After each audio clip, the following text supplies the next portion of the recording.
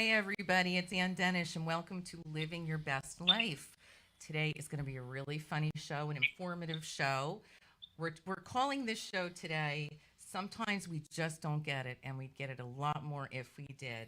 And it's going to be a version of our way of having a funny Valentine with a lot of really cool things. And I have two really wonderful guests today. I'll introduce you to them in a minute. But the show is about relationships and that there's all things we need and want in our relationships, even if it's with your friendship, significant other, spouse. But we don't always get what we want. And maybe that's because we lack the understanding and we're just not getting the other person.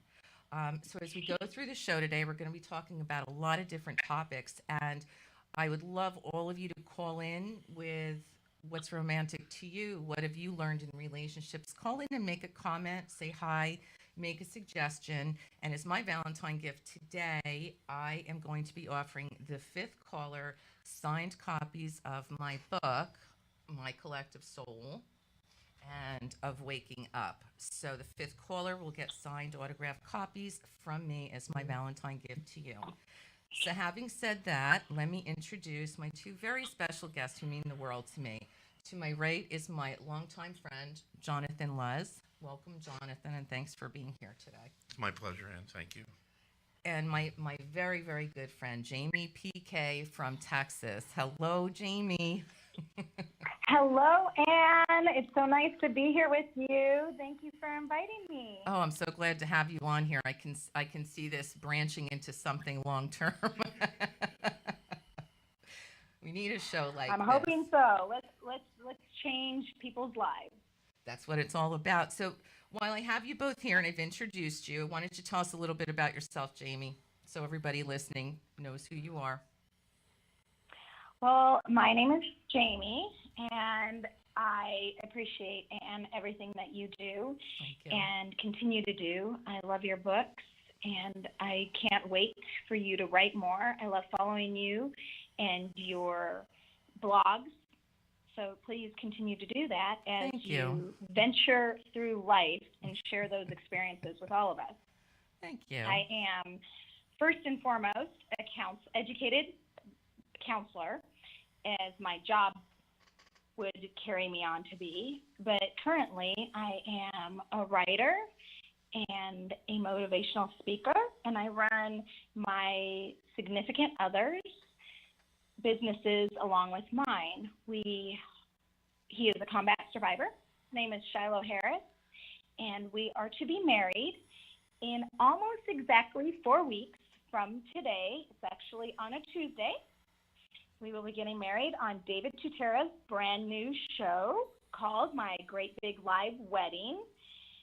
And I believe, Anne, you will be there. Yes, I am so grateful to be on that guest list. I can't wait. It's going to be a wonderful thing to watch the two of you get married. And I so appreciate you inviting me to be part of that day.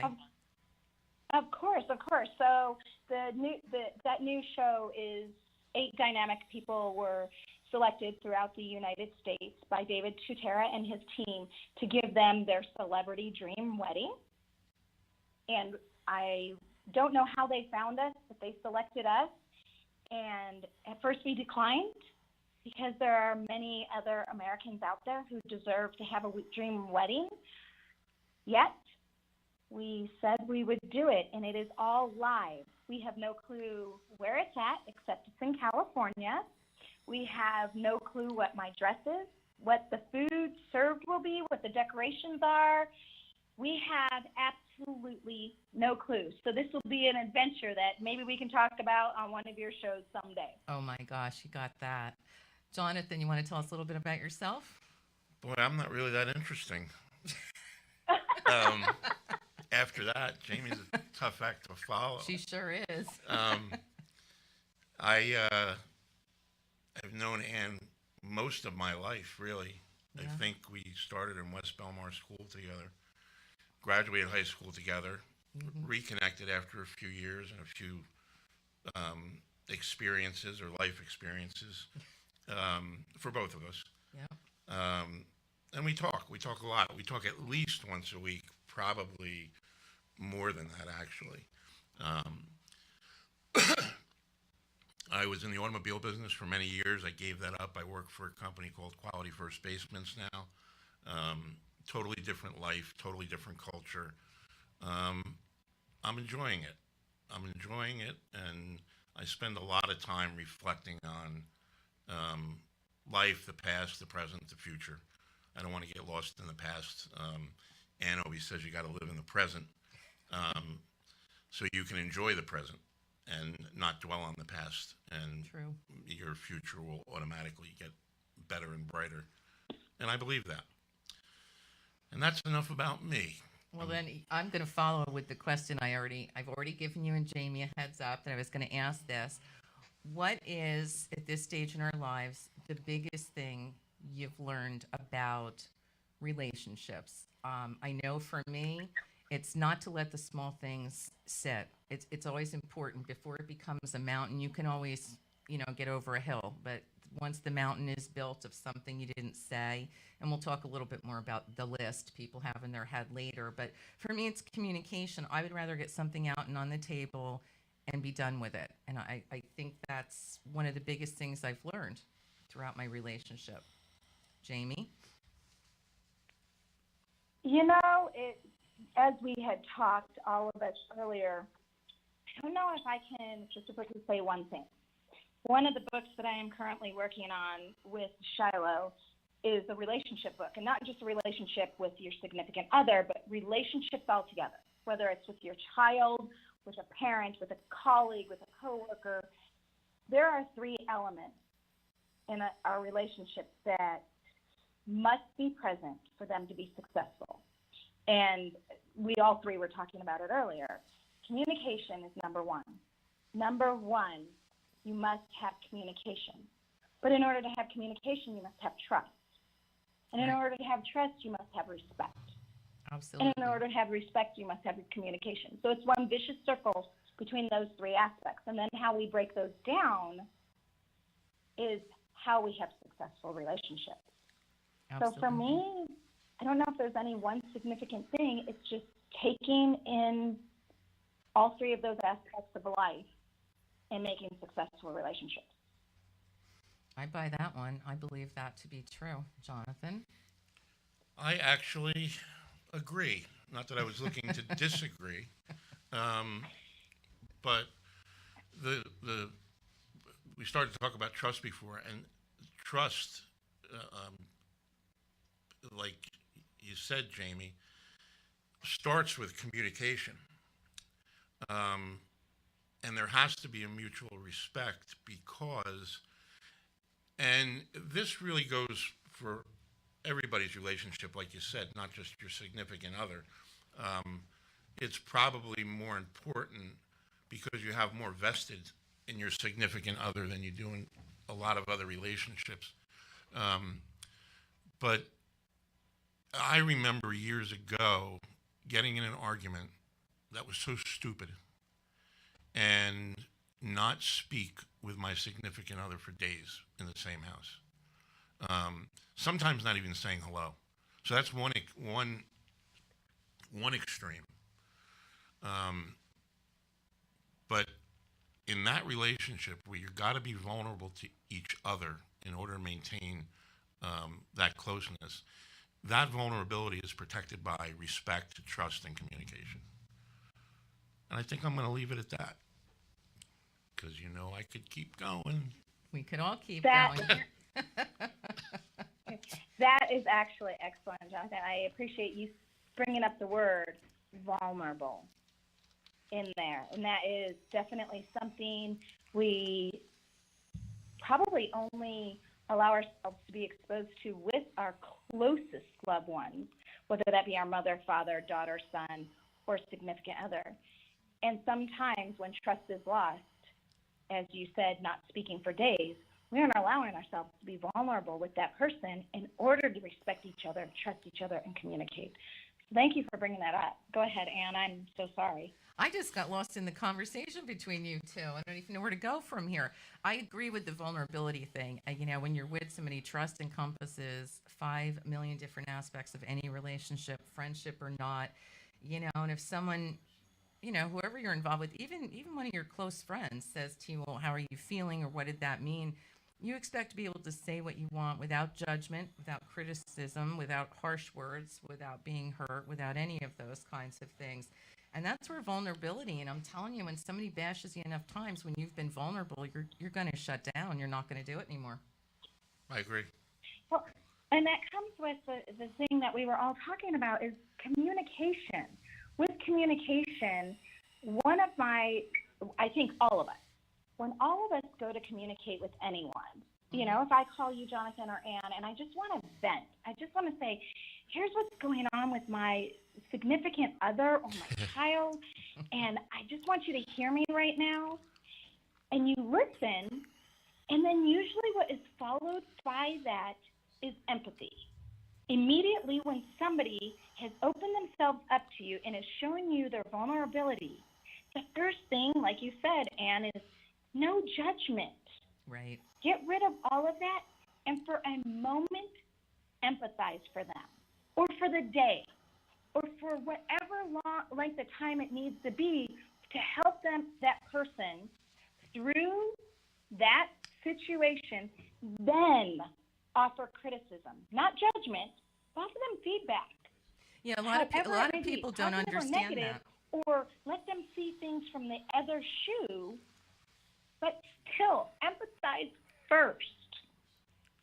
No, I agree, and it's hard for some people to do. And Jonathan and I were talking about that. When you're in any kind of relationship, no one is exactly the same. You have to embrace the differences or replace them by replacing them. I mean, we all have faults. We're human. We're not perfect, and that's where I think the empathy is so important because, let's face it, we can aggravate the best of the people we're with silly things. But when you're in a trusting relationship, that shouldn't be judged, and there should be empathy. And I always say, pick your battles. Just pick your battles with some of these things. But some people just don't know empathy. And I guess this is where we can go into reaction and response, because I've been on the other side so many times. I'll say something, I'm a word girl, I'm clear and precise, and it's taken the wrong way. And then there's a reaction, which is never a good one. And Jamie and I came up with this yesterday, that reactions don't normally serve you well. A response, I always say I'm the 24-hour girl. I think about things because I want to know, why did it happen? Why, did I have a hand in it? Did I cause this? And I find that I do much better when I respond than, jumping out of my skin and reacting at something. And one other point, Jamie, you're right. Judgment and criticism are two very different things. I don't think people understand that. So if you want to explain that just a little bit, your perception of judgment and criticism. Well, in first, yes, I will. But to your reacting and responding, psychologists actually use that in couples therapy or family therapy, is just what you said. Give yourself time to respond and not react. Responding is actually the body, mind, spirit, and heart all combined.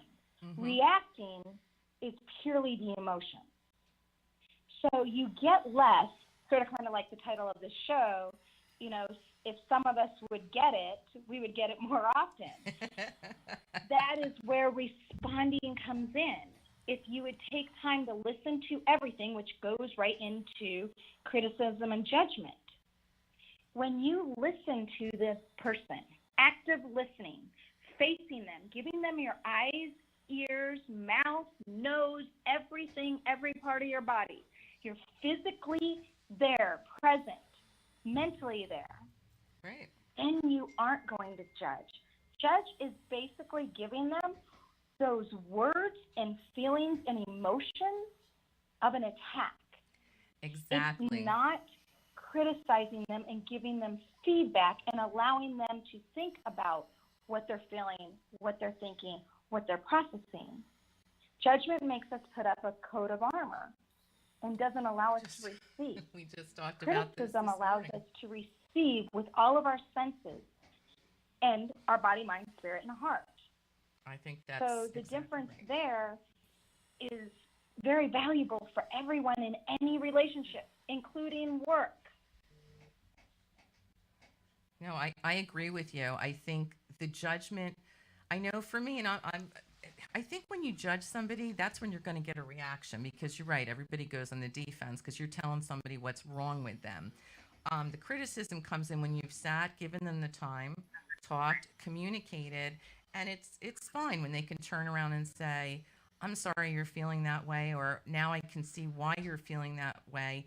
Maybe from my point of view, if you want my advice, you could try this, or maybe you shouldn't be so upset over this." And that's where it's a response because it's the communication again and understanding and the empathy. I think it's a great combination. Jonathan. So, um, so what I tell Ann all the time is I'm not really that smart. I've just done more stupid crap than other people. But I've tried to reflect on those things, not without going down a rabbit hole and getting caught up in the past. You try to reflect so you can improve yourself and become a better person in general.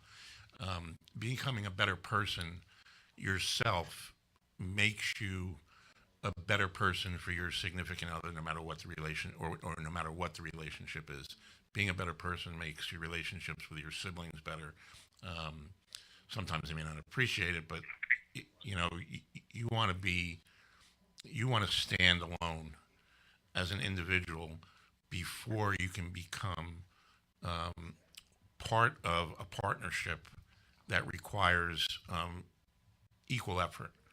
And we talk about reaction versus response. Reaction implies anger, and Anne touched on it briefly when she said, when you react to somebody, generally your tone is not empathetic. Not at all. And the other person goes on the defensive. So what starts out as, and I'll refer to a specific example, my significant other, a recently significant other, has... Wait, recently new significant other? No, Other or recently dissolved significant other? Yeah, recently departed. And I don't mean died. No. So she has type 2 diabetes. And in researching that disease, I realized that it wasn't just her kidneys that were at risk, but her heart was also at risk. And I also realized that she could holistically get better if she took a little bit better care of herself. So try to have that discussion with a woman, and try to communicate to her that you're concerned about her health. You're not calling her, you're not answering the question, do these jeans make me look fat? Right. Right. So she goes on the defensive, and instead of me being empathetic, I react. And it becomes a contest of who can hurt the other person the worst in the shortest amount of time. And instead of walking away like Ann, the 24-hour girl, and kind of analyzing it before you react so you can be responsive, it escalates into something that's totally unproductive. So the 24-hour rule and the Jamie, you don't have the benefit of Ann's notes that I have here, so. I think she does. do Actually, you? she might. I think she does. I don't know if she has Yes, them I with do. her. Yep. Uh-huh. When it says never begin a sentence with you towards one another, Right. because that's accusatory. Absolutely. Also put somebody on the defensive. And, in the end, we all want to be happy. We want to be happy with our partners. And you try to create a culture in your relationship where, it's whoever you're in the relationship with, you're both of the same mind, you're on the same page, and you have the same goals. And those are the things you should spend more time dwelling on, which is not reactive, it's kind of proactive. And I think that's probably, you can't wait till things deteriorate in a relationship that they get ugly. Because then you start doubting the relationship and do they really care about me? Do they have my best interest, or do you have their best interest in mind? Because when it breaks down because we react or we accuse, or we're offensive even to our partner, you lose sight of everything. It gets ugly, and it just has no place in a meaningful relationship. That's it. And John, I want to respond to you about a few really good points that you made, is the communication and making it effective. And how she got defensive, you reacted, it escalated, and never using the you statement.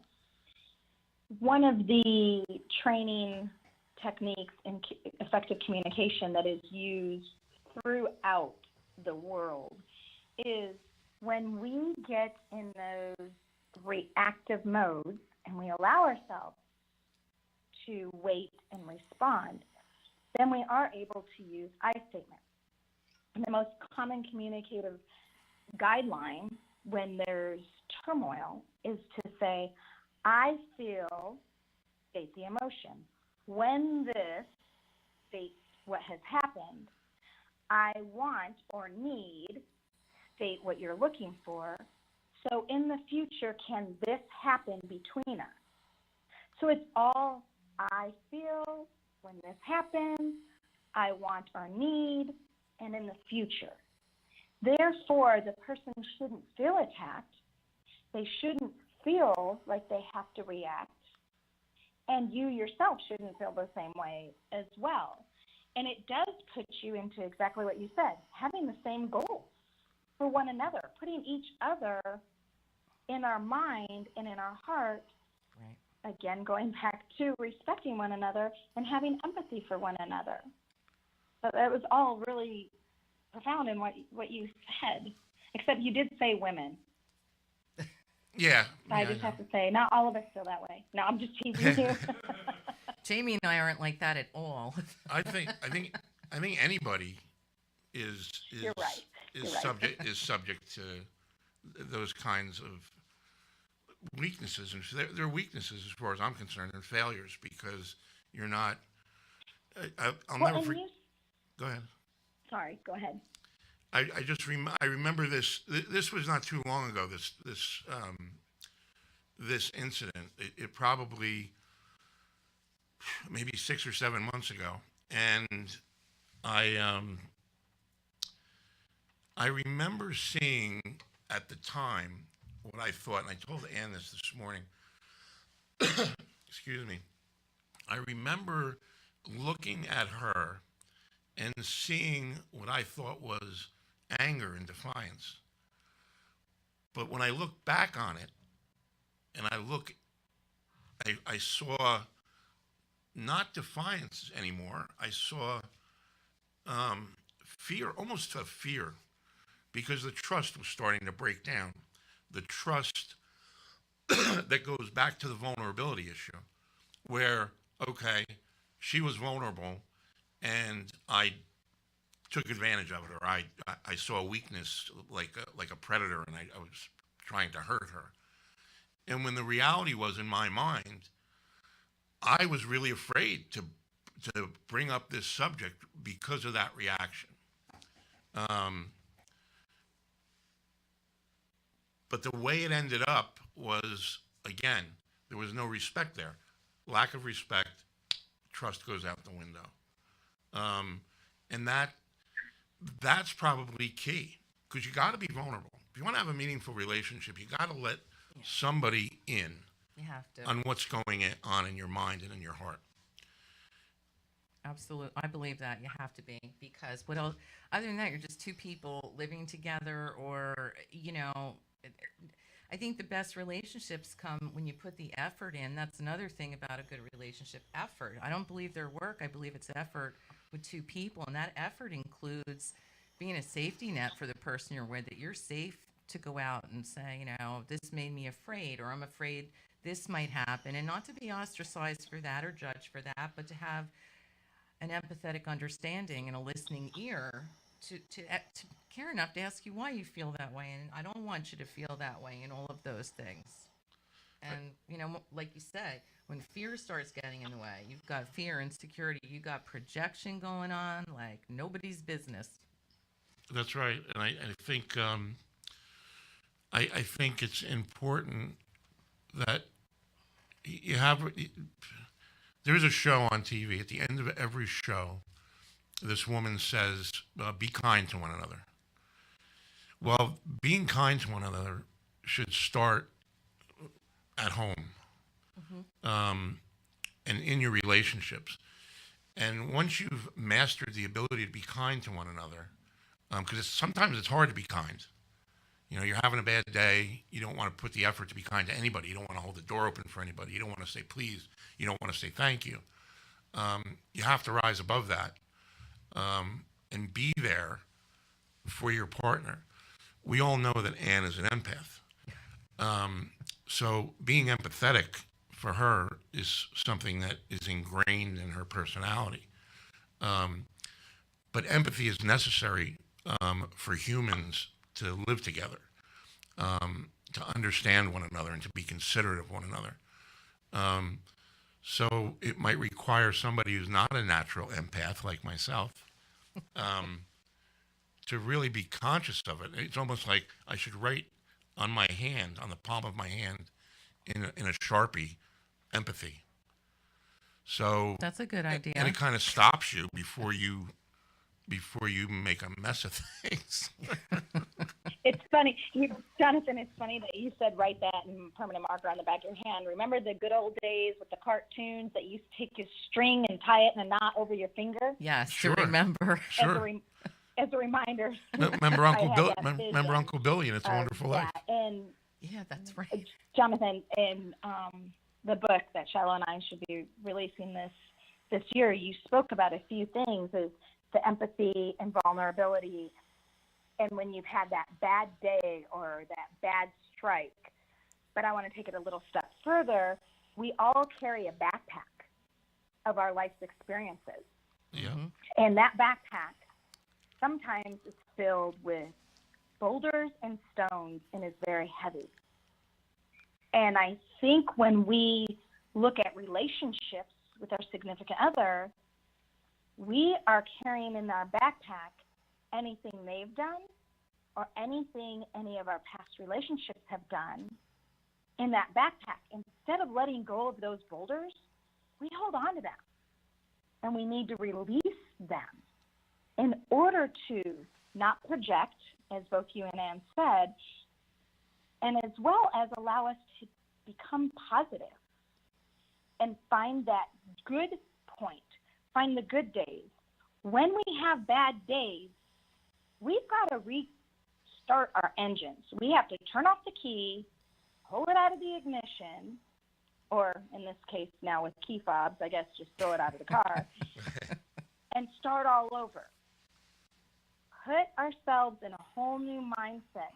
Find a friend, and like you said, Anne is one of those friends probably you and I go to because she has that empathy, and she helps us restart our engines when we've got this bad calibration for the day. We need to get back to positivity. And it's a whole chapter in our new book. So you hit it right on the head, and I know Anne can agree with it as well. Absolutely. And thank you for saying that, Jamie. I appreciate that. I've often said, so many people carry baggage, and I think I've wrote about it in Waking Up. Instead of calling it baggage, why don't you just go through life with it, carry on? And that's the lessons you learned from the experiences you went on. There are certain things that aren't going to leave us, and there'll be memories, but that's where, to me, it's living in the present. Whoever anybody was with in the past, take the lessons from them. Don't leave your light behind. Don't leave the best part of yourself behind. Leave them nothing. Move forward. Get rid of the baggage and take that little carry on, because that's your carry on of what you learned that maybe you learned not to do in the next relationship, or you learned about somebody else. And in a carry on, it goes everywhere with you. You can fill it with good stuff and positive stuff, and forget the crap from the past. Gosh, nothing aggravates me more than stuff from the past. What did you say? What did you say this morning? Embrace it or replace it? Embrace it or replace it. The difference is embrace them or replace them. That's your choice. Which could bring us to the list. Shall we go to the list, Jamie? The list. Right. The list that's where I get back to one of my lessons. Not that one small thing in the beginning of a relationship. Never let it go, because it becomes something big. And then when you were talking about that in your relationship, Jonathan, that there's a list in your head, never to be spoken to the person you are in a relationship with. Vent it to your friends or anybody else, because once the list comes out, you're telling somebody, and there again, you're going to have a really strong reaction when you start telling everybody what's wrong with them, your significant other. And that's, that's where the list, there shouldn't be a list if you take care of it right from the get-go. You're right. The list. The list of things, and this is going to sound, I'm not being facetious, but I am being a little tongue-in-cheek, which is maybe the same thing. I don't know. It's you. So there's a meme going around. It's been going around for a long time. Of a baby with an angry look on his face, saying that when your wife, and we'll stay with significant other, tells you, go ahead, do what you want, stop right there and do not do what you want. and that's not a stereotype necessarily, but it's a symptom of a problem. That means that either I could be the one to say do what you want when I don't really mean do what you want. That's a communication piece we fall trap into. It's Exactly. A trap. So you actually, or I did. I walk into a trap, but the like I started to say, it's the symptom. If your relationship has gotten to that point where one or the other says, just go ahead and do what you want. In that way, meaning it's, I give up. I give up. I can't make you understand what I want. You're not trying to understand what I want, so do what you want. And I think that's destructive also. But we must have skipped a step if we got to that point. And like Ann said, you go back to the communication. What you started to say before, Jamie, reminded me of training that starts with feel, felt, found. I feel that you're hurting, and I felt that way before. But what I found is that if we can be vulnerable to each other without being afraid and trust one another, maybe, just maybe, we can figure this out. And conversations like that, communication like that, is what strengthens any relationship. I like that. So, I like that. Every once in a while. Yeah, you do. That's a good one. Feel, felt, found. Not bad for an old fat guy. Oh, gosh. My goodness. Not at all. Not at all.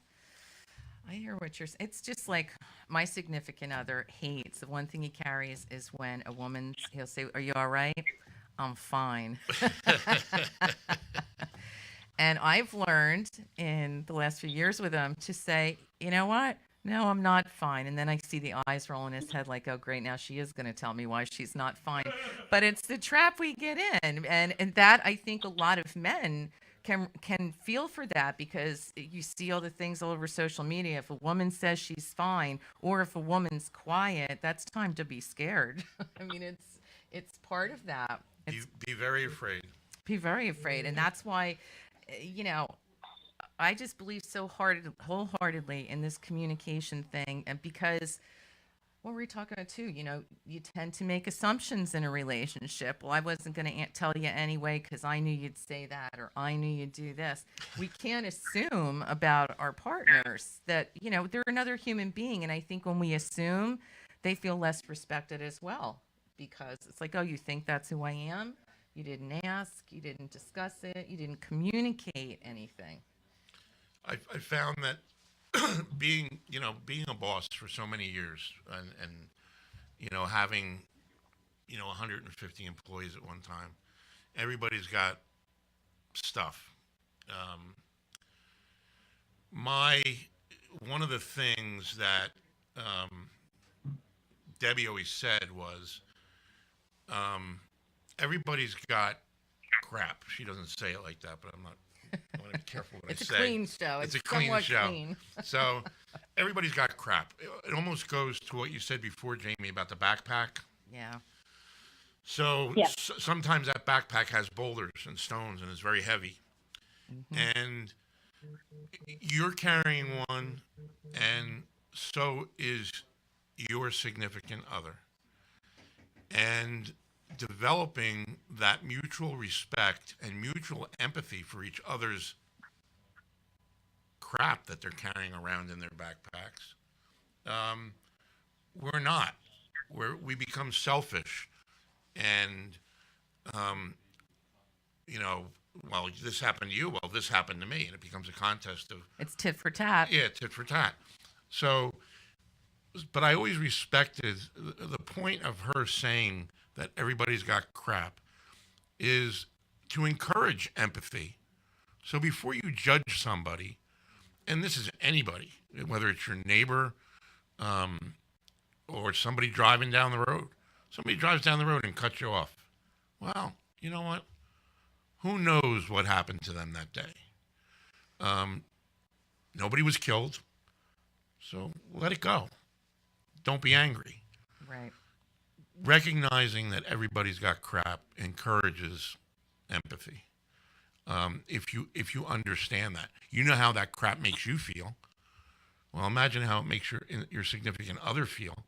And if you really care about that person, well, now we need to make them understand that you're a safe place, not a place to run from, but a place to run to get the support that they need and that they deserve. It's almost part of an implied contract when you're in a committed relationship. I'm going to take care of you when you need it, and I hope that you'll return the favor. What's that? I don't know who wrote the song, but I've seen it live with the E Street Band so many times. Wait for Me is the name of the song. And it's very well done, very poignant. And it just describes a relationship where, we made a promise to walk hand in hand. But if I fall behind, if you fall behind, I'll wait for you. If I fall behind, wait for me. That's that kind of effort in a relationship, or that kind of consideration, should be a TV show, to be honest. Yeah, it would make it good. Or book, right, Jamie? That'd be another good one. I think that's where it all comes with the effort. That should bring us into the effort. And I think, like I said, I don't like to believe that a relationship is work. It's effort, that both people feel the same. I think you have to feel the same kind of commitment, that you're really in it for both for the right reasons. But even in relationships where it's man or woman, I don't think it matters who it is. Sometimes you gotta put a little bit more effort in one day, like Jonathan was saying. And sometimes I think it's gotta be the effort on both parts, not one person constantly doing everything and the other person reaping the benefits from that. I think it should be a partnership. I think a partnership, it's like I was thinking this morning, nobody likes talking about money. No, nobody likes doing the bills. Neither party does in a relationship. So why not take an hour, go into it together, holding hands, knowing let's do something we both really, really dislike get it over and done with, and then go out and have a really great day. It's the same with sharing chores, doing stuff around the house. Make it a partnership so that by the end of the day or at night, you can plan a nice night together because it wasn't just one person. And I think sometimes that's where relationships fall short. It's too much effort on one side and not enough on the other. I absolutely agree with that. I think that boy, it's so simple. We first started talking about this. It seemed like relationships are complicated. Relationships are not complicated. It's all about, Jamie, what you said before about respect, trust. What was the third one, Jamie? Was it The vulnerability? big one, communication. Communication. Yeah, that's why I'm sitting here. We need to talk about that. Yeah, we need to talk about that. So, trust, respect, communication. It's, look, consideration, empathy, sympathy. Empathy and sympathy are two distinct things, but they're parallel almost. You almost can't have one without the other. So, like I said, it's not complicated. It's simple. Be considerate. Make your significant other the most important person. The priority. The priority. Mm-hmm. You have to be a priority yourself. I really believe that. Yeah. But that doesn't preclude you from making your significant other a priority. Because what you want to offer them is that safe place, the trust, the willingness to be vulnerable, and for them, and for you to expect that from them. So it's really pretty simple. I think we make it complicated by, our weakness, human weakness, the desire to defend oneself if you feel your honor is being attacked, or your looks are being attacked, or your health is being attacked. It's the reaction. It's That's what happens. Exactly. It's We're not responding. I don't know if I said this before we started, and if I repeat myself, That's okay. just my age.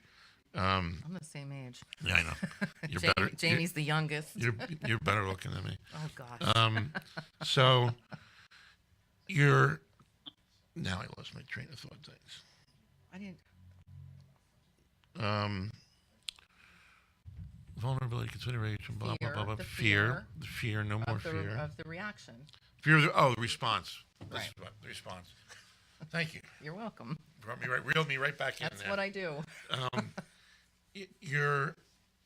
To me, being responsive is when you do something, you should know what your significant other really wants and really needs.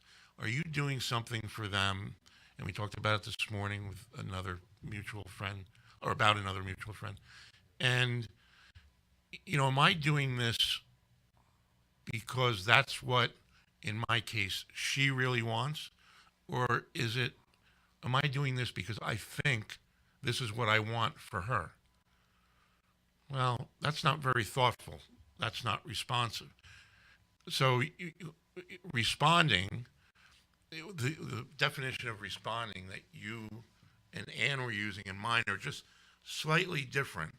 I think the end result is the same, but my point is putting in the effort to find out what they really want, not what you think they want. Does that make sense? Anybody? Yeah. Of course it does. I think it Of course does. I think we get caught up in that sometimes, and it's not that the other person's being selfish about anything, but that leads me to what's romantic to one person isn't romantic to another. You might think you've planned this great trip, and not really. You've assumed that's what your partner was going to want, and it could be like, well, that's really nice, but we're all a little different that way. I told Ann a story about Um, my wife's birthday a few years ago, quite a few years ago now, and we're big sushi eaters. We like Japanese food, and it was her birthday, and I decided to get a limo and go to Philadelphia to a restaurant called Morimoto. Morimoto was an Iron Chef. He's got another place in Chelsea Pier in New York. Long story short, the lunch was probably, I don't know, $400 or $500, and that really doesn't mean anything. We had a great time. It was a great show, beautiful place. Um, but you know what? I don't think it was necessary. I don't think either of us will look back on it and say, "Oh, that was a terrible time." But I don't think that's what spending more or doing more, going over the top, does not necessarily have more value in your relationship. And that comes down to, again, communication, trust. The best times we ever had were adventures. I call them adventures. What does that mean? Well, we don't have any plans. Let's get in the car and see where it takes us. We may spend no money.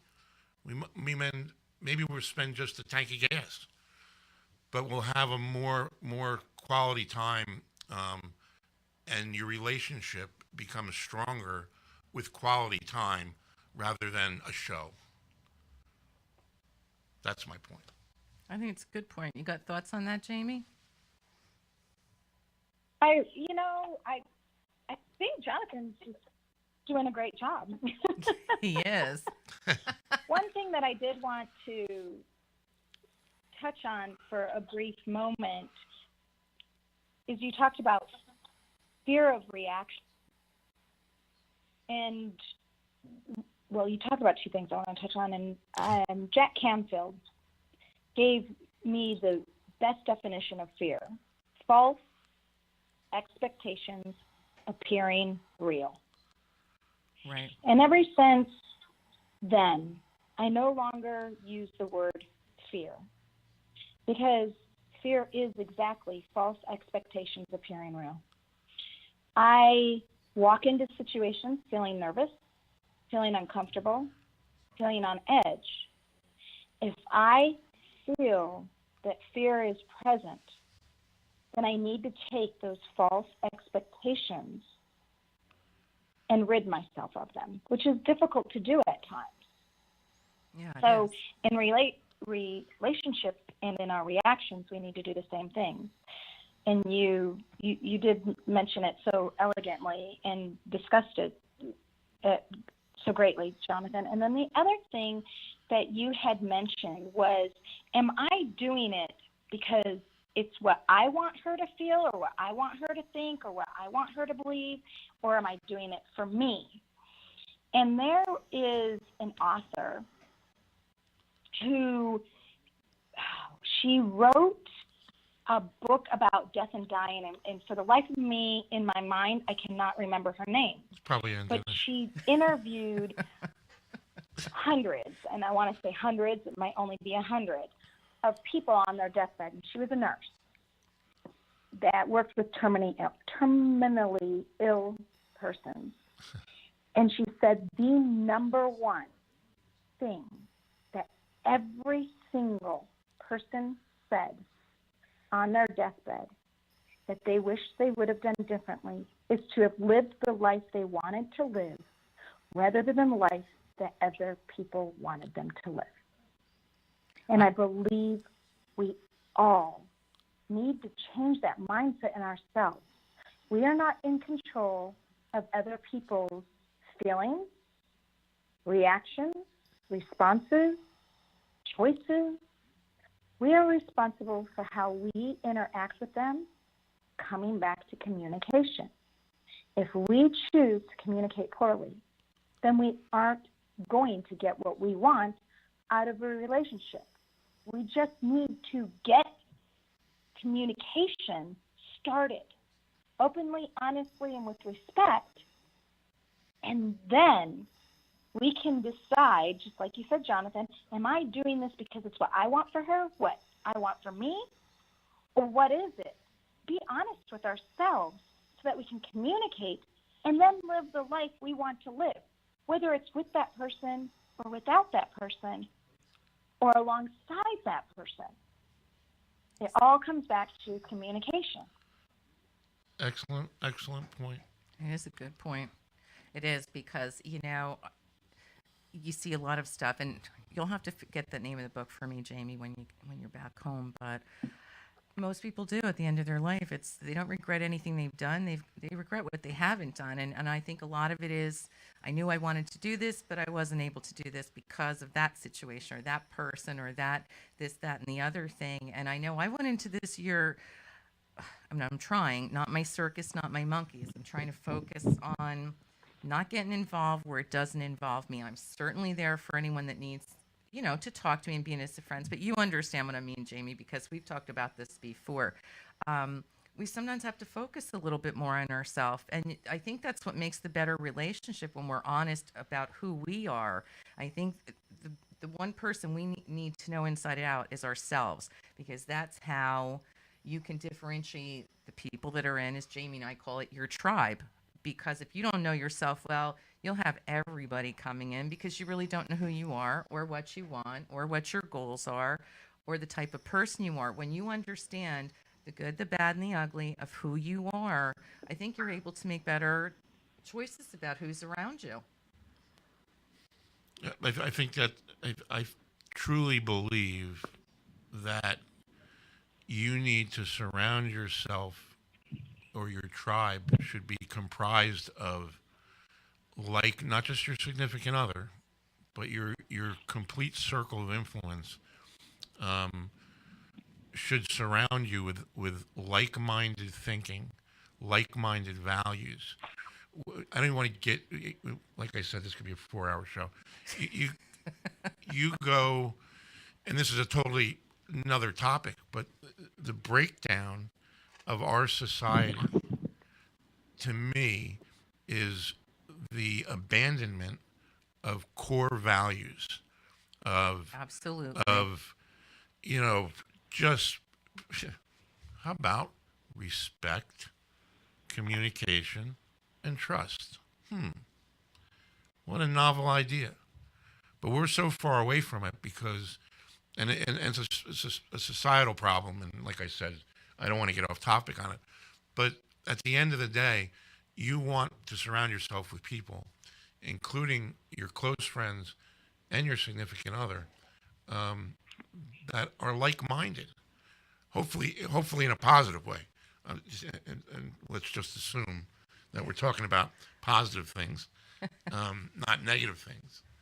Yeah, it is positive. I think I love the like-minded thing, and I love, I always say I love getting in a good existentialist conversation with somebody where it's just goes on and it's differences, and I think that's how we learn and grow. And the like-minded piece is great. It's just you're all on the same page, and that's important. I think even in relationships, trying to be on the same page or at least one page apart, not chapters apart, for that.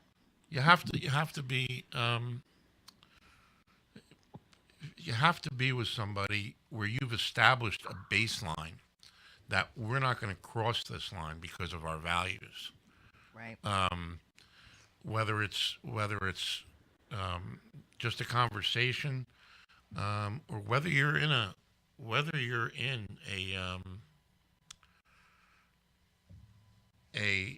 argument that seems to be going bad, you want to be with somebody who can walk away from that argument and then either walk around the block or go upstairs and downstairs. Hang on, we've got a caller.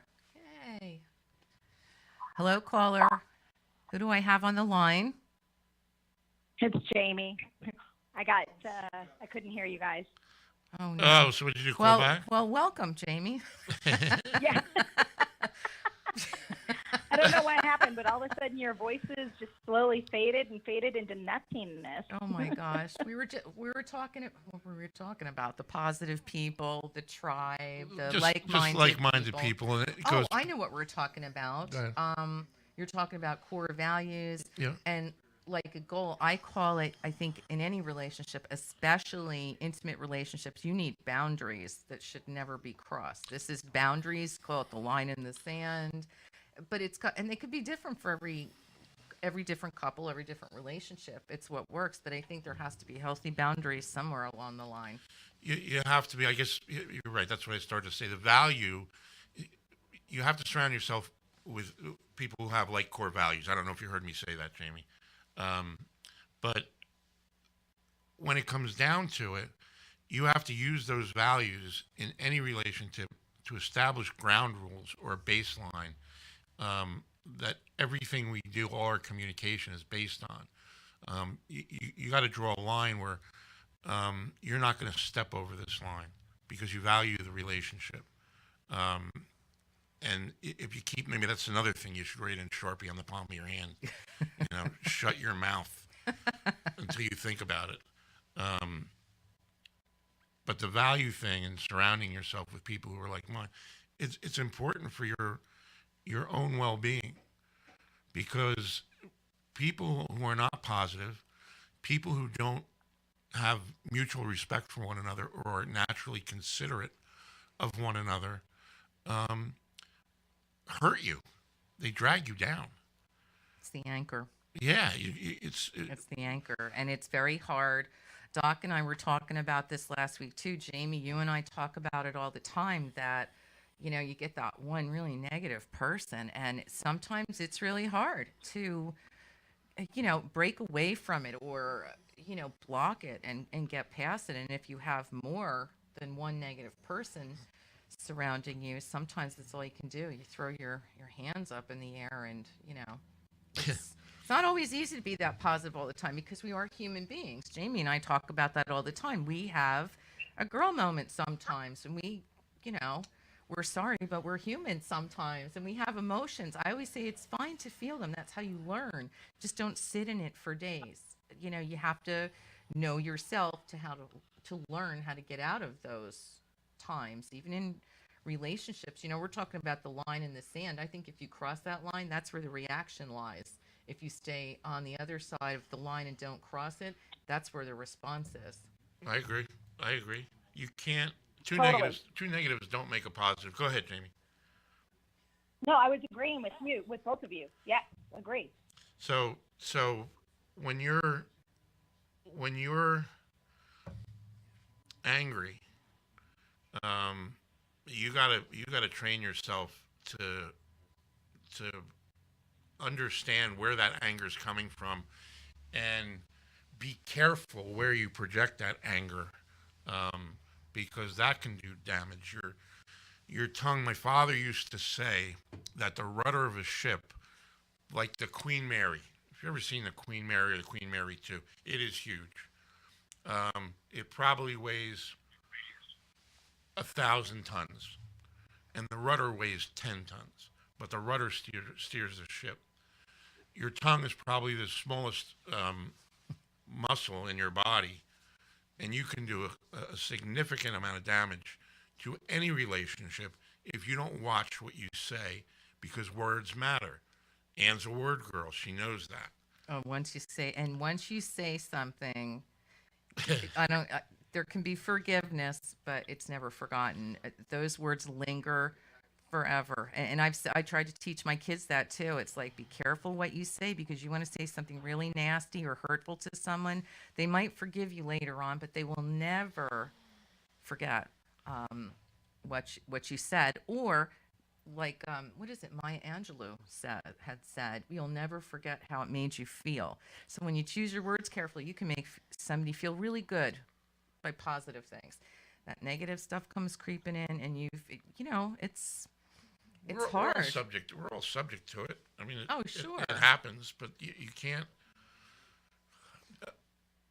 I was just thinking about something you said before. You can't take anything or anyone for granted. No. And you got to realize that there comes a point, if you're not cognizant of this, you will do more damage to the relationship. It might be a fatal error. The damage might be irreparable, and that's what you're risking. But if you appreciate anyone that you're in a relationship with, and I'm gonna just say this, stipulate that these are all positive relationships I'm talking about. You can have a bad relationship that you just need to get out of, and it doesn't matter whether it's an intimate relationship, a casual relationship, a friendship. So you got to be careful and you got to protect yourself. With your significant other, you should be protecting each other. Right. Right. And I think that appreciating your significant other and reminding yourself and reminding them of how much they mean to you carries a lot more, or is a lot more constructive than reaction, anger, negativity, literally trying to hurt that person because you perceive that they're trying to hurt you. And that's a significant breakdown. That's a lot. I always say everything in this world is forgivable, but it's not always repairable Or forgettable. or Which is forgettable. what you just said. You know, words are, I always say, it's great to hear the right words, but words are only truth to me when the actions back them up that make them truth. You know, actions speak louder than words. They go hand in hand. If you're going to say something really positive to me, you better back them up with your actions so I know you mean them. And that makes it truth. Jamie? Oh, wow. I have so much to say on all of this. Go ahead. Doc said we can run a little later. So go. Yeah, he's flagging me on. Thanks, Doc. Go ahead, Jamie. Oh, are you? Yeah, we can run. You said Yeah, we've been waved on. we've been waved waved on on that to we keep can going? keep going. We can keep going. Sounds good. There is a lot here. You had touched on perception, and again, that goes to empathy. It goes to everything we're talking about in communication, that we need to respond and not react. And perception wouldn't be, I don't want to say like it's an issue or a problem, but if we took the time to respond, we took the time to have empathy, and we took the time to communicate effectively, then perception wouldn't be a hindrance. It would actually be more of an understanding with one another. The other Right. thing is, when both of you were talking about not forgetting something after somebody says a harsh, or I don't even know if it's harsh, but a hurtful phrase, line, attack, whatever you want to say, it takes me back to a story that I recall hearing maybe as a child. And it was a man who told his son, who had anger issues and would say terrible things, that every time he cursed or every time he said something hurtful or hateful, he would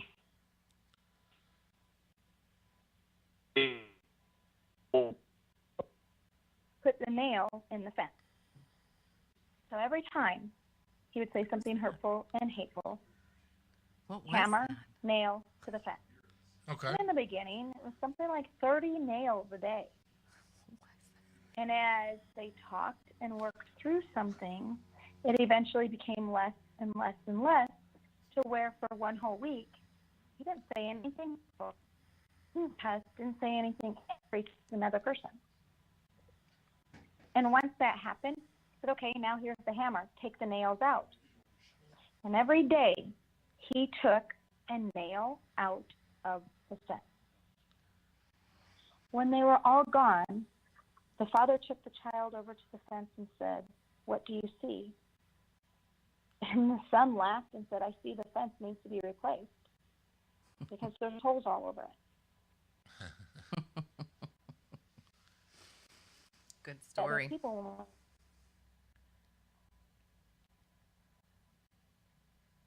What's that? You still there, Jim? hurtful or attack someone, we need to remember we've left a hole in them. forever. Just like you said, you'll never forget that experience. You might forget the words after several years, several weeks, several months, but the scar is still there. Oh, So we absolutely. do need to pay attention to our words because they are not only heard, but as you said, Jonathan, we feel those words. Mm-hmm. They hit our senses, not just what we hear, but our muscles, our heart, things within us tense up, and that's what causes a reaction and not a response. That's true. I always look at someone that talks like that to me and hurts me. I think, number one, why did you say such a thing to me? Number two, where's your accountability? Where's it coming from out of them? And that's where I get into the whole big projection thing with people's own fears, maybe insecurities, negative emotions somebody else has that they just lash out, they just say something. And I think sometimes they have to, that's why I said knowing yourself. That's why I know I'm very careful. I choose my words very, very carefully. If I hurt somebody's feelings, it's really unintentional. I'd be the first person to say, I'm sorry, I didn't mean it that way. Maybe you perceived it that way, but I apologize if you heard it that way. But I do think when there's a lot of that nasty, hurtful stuff going on, the person who says it better look back in the mirror and see what the heck's going on with themselves that they felt the need to be that way. I think that's there. I think if we all take our own accountability for our actions and our words, that's an important factor in a relationship. It makes us human to say, I didn't mean to say it. I'll try not to say that anymore. I think this is why I did say it. It had nothing to do with you. That's where I think that stuff is important. I think taking accountability is important for everybody, whether it's your friends, your children, your significant other, your spouse. Anything you do as an individual, you are in complete control of, Yeah. for the most part. Once you become involved in a relationship, whatever kind of relationship it is, but we seem to be dwelling more on the significant other relationship than others. Well, I'll tell you why, because you are the most vulnerable in those relationships, and you can be hurt the most by being in that vulnerable position if the other person is not careful. And my grandmother used to say you should treat your relationship like a china cup, and be careful because you can break it. And even if you glue it back together, it's never going to be the Never same. the same. So we have to. It all goes back down to being considerate, being mindful of the other person, being supportive. All these things. It sounds so simple, but we're not perfect. We let other things get in the way, and sometimes we don't pay close enough attention, and it can get away from us. Mm-hmm. And that's the real tragedy of it. Like I said, as an individual, you're responsible for yourself, you're accountable to yourself, but as soon as you get into that kind of intimate relationship, and I'm not talking necessarily a physically intimate relationship, I'm talking about here's my heart exposed to you, because the heart is the seat of motivation. Your heart feels pain. Your heart creates emotion. So you're exposing yourself to that.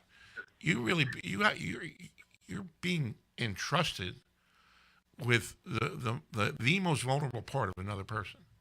And that's a pretty big responsibility when you think about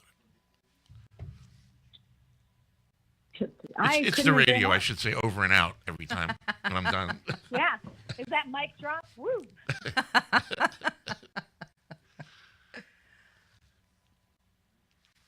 Go ahead, Jamie. No, I just totally agree with you on all of that. I love that. I love what your grandmother used to say, treat your relationship like a china cup. That's so true. So true. I really like that line.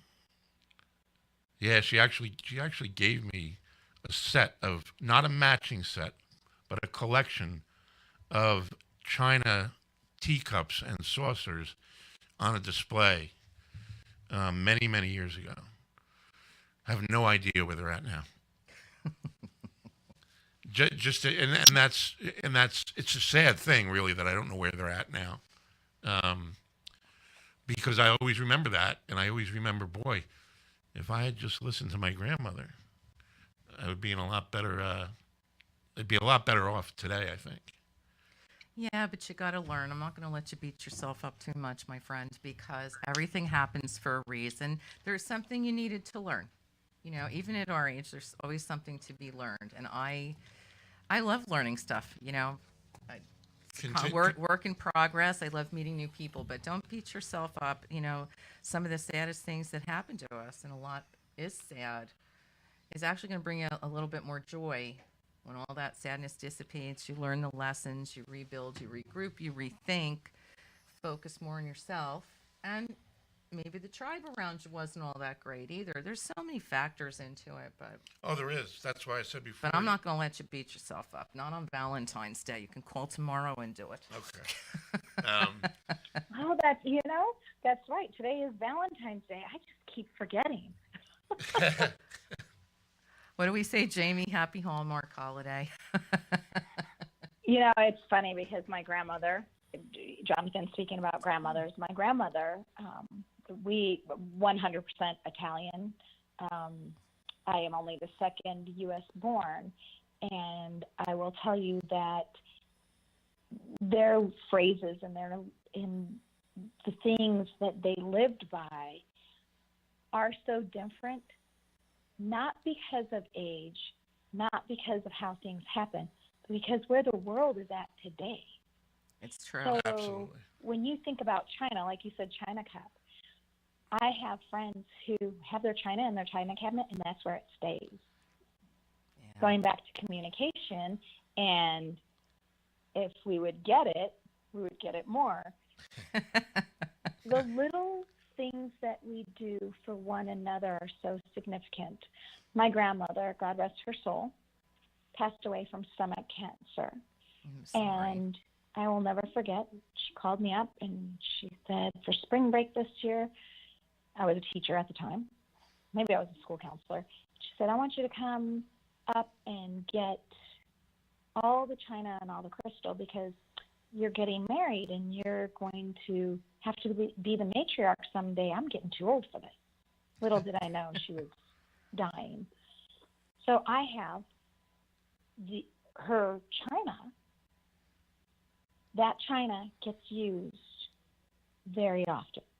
The kids come home with straight A's or a great report card or a certificate, or they placed in a track meet first place, or my wonderful fiance Shiloh does something significant in the world, or we get a fan letter or a Facebook post that says how wonderful we are.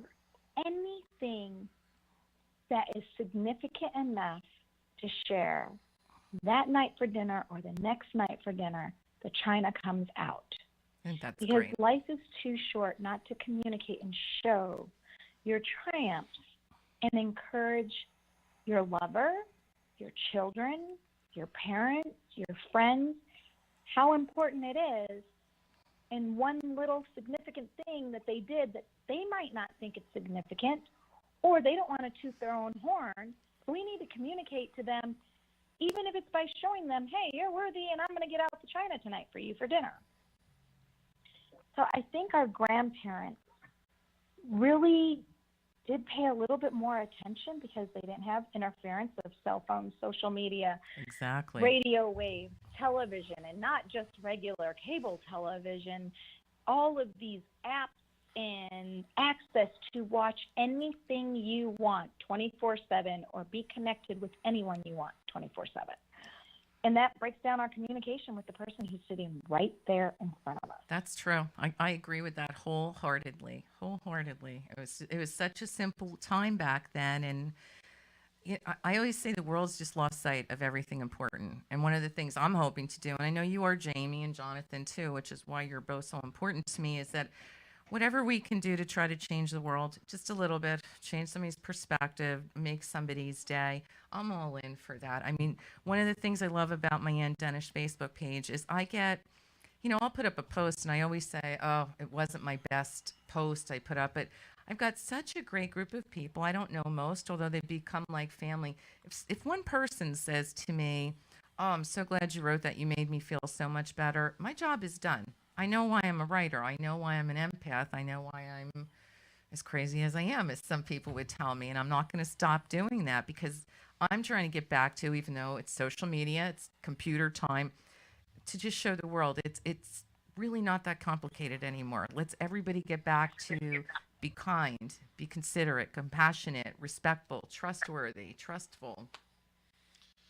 It's a first of all, the world would just be a better place. Forget about relationships; the whole world would be a better place. I mean, I always thought, even when I was young, I thought, boy, if there's a war and nobody shows up, who gets hurt? Yeah, there's no war. Nobody. Right? There's no war. So, I mean, you talk about. So, Jamie, I'm the second born in this country, also. Yay! Yeah. My grandfather was born in Benevento, Italy. On my mother's side, my father's parents were from Germany. So the Europeans brought values with them. They did. They kept their families close together. Like you said with the China, Jamie, using the China as much as you can when the occasion calls for it, is a value that you're passing on to your children, which is not done as much anymore. You weren't allowed to. It's so funny. I remember my father when he got a TV, a console TV. It was black and white, and he was all excited. And then he got this like film that he put over the screen to make it like a color TV. And wow. He was all excited. And then finally he got a color TV. And he would sit there adjusting the tint and the hue for hours. And we were like, would you just get out of the way? And now I think about myself. I live alone and I have 5 TVs in my house. I have I have a jumbotron in my house, basically, if I put them all together. Oh, wow. And I think to myself, and then, somebody calls me, I don't have to get up. My cell phone's right there. If I like them, I'll even mute the TV. I'll mute the sound. But how much different it is, and you see a lot of people talking about, did anybody get a gold star on the refrigerator when they did something right? True. Who does that for their children? Who does that for their children anymore? So anything that you do as an individual to improve not only your relationship, but the lives of the people around you, I believe that well is very, very deep in the opportunity to do or make the world better. Each of us individually has the power to make a contribution. And when you add up all those little things, they become a big thing. And the people are cohesive, not divided. True. Which is not something we're talking about today, but that's another issue. I think the 3 of us should go on tour. This has been a great show. We could go change the world and every relationship out there. It'd be the best they can be. Here's another thing that I'm just looking at that Ann wrote down. And I don't know if I was thinking to say something. You said this already, so forgive me if I repeat it. Go ahead. It says, here the note says, never assume what the other person is thinking, or assume what the other person is thinking. That's pretty key, because that goes back to response. You're assuming, you're making an assumption which is reactive. If you make the wrong one, you are. That's Yeah. that is for sure. Well, You make an assumption that's wrong, you get a reaction right away. That's Russian roulette. It sure is. In any relationship. Yep, absolutely. But it also, when we break everything down that we've talked about today, it'll go back to respect, communication, trust, feel, felt, found. Um, Putting, and think about this, because I believe you have to be a confident, stable individual who at least may not know where he's going, but he's on his way. If you can just break it down simply, all this stuff we're talking about breaks down to very simple things. So why is it so hard? Because we're human. And we have so many other influences on our lives that it's hard to stay focused. And our relationships with one another, with our parents, children, friends, relatives, it's all based on those, or should be all based on those things. It should be simple. But we all have our own minds. We have our own free will. We just got to train ourselves to use it right and realize that this shouldn't be so hard. No, it shouldn't. I go back to what Jamie says. I'm already writing a short story or post or blog in my head that, life's a China cup. It really is. And everybody in it is that vulnerable.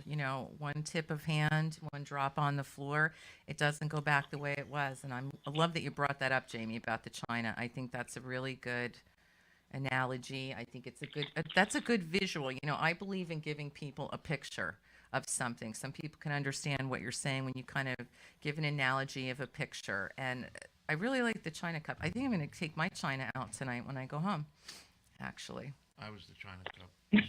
She just. Oh, she was the. Celebration. Oh, that's right. She You just were the uses the China. I'm China. sorry. You're the China cup. She brings out the China. I feel outnumbered a little. Oh, I'm sorry.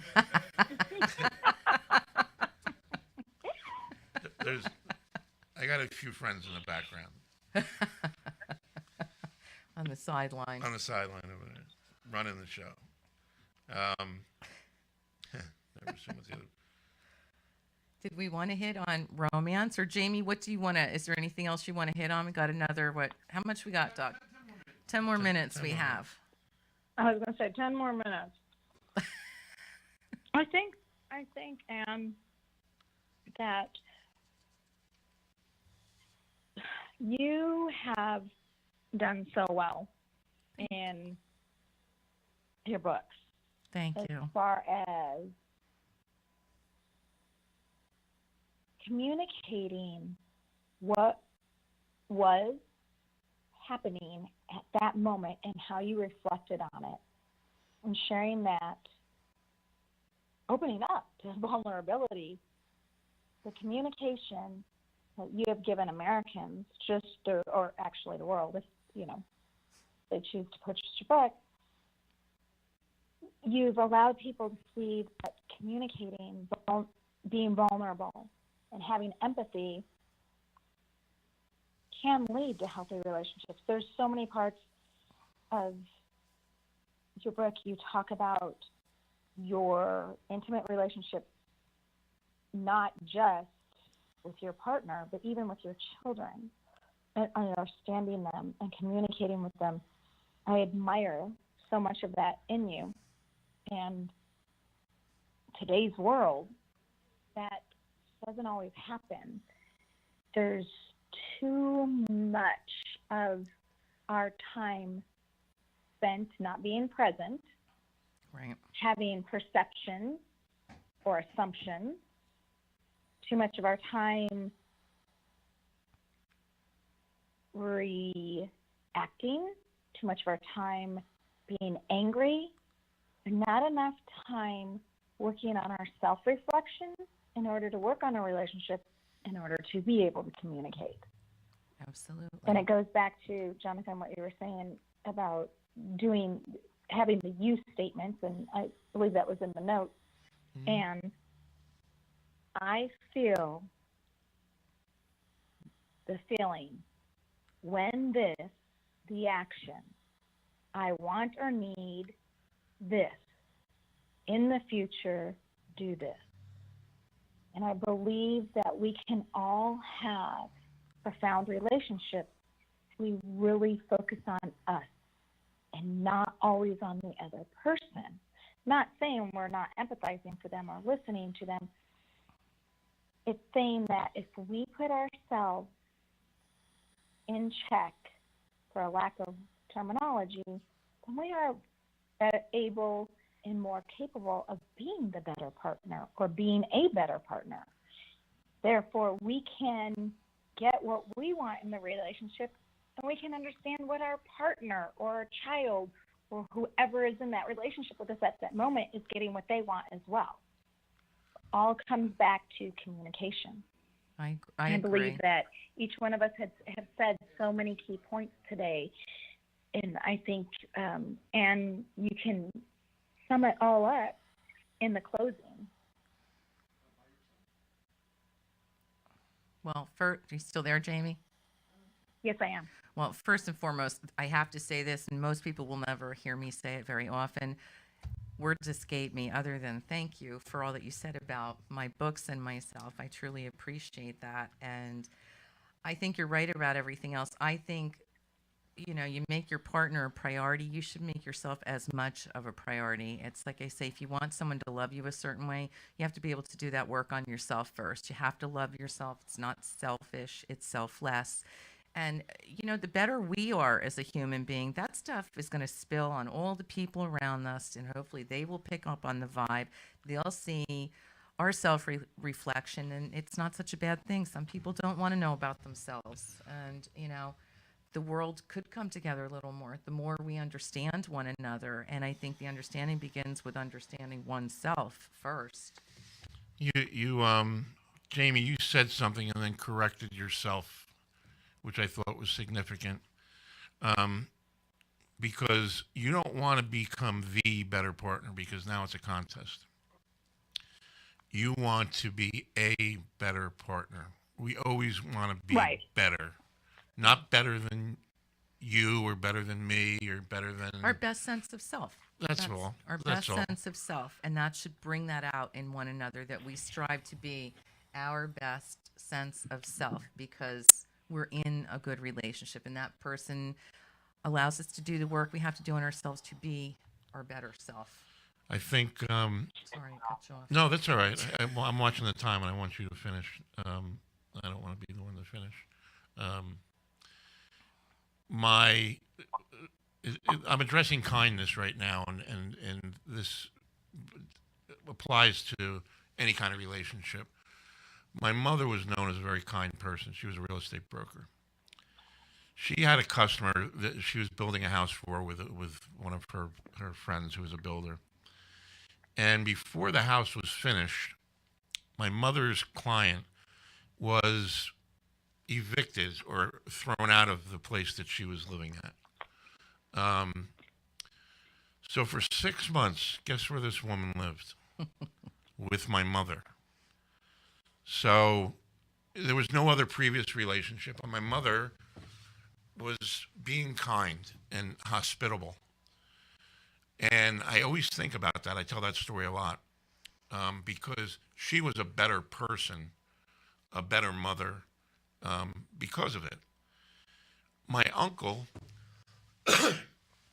excuse me, my father's brother, is not going to be with us much longer.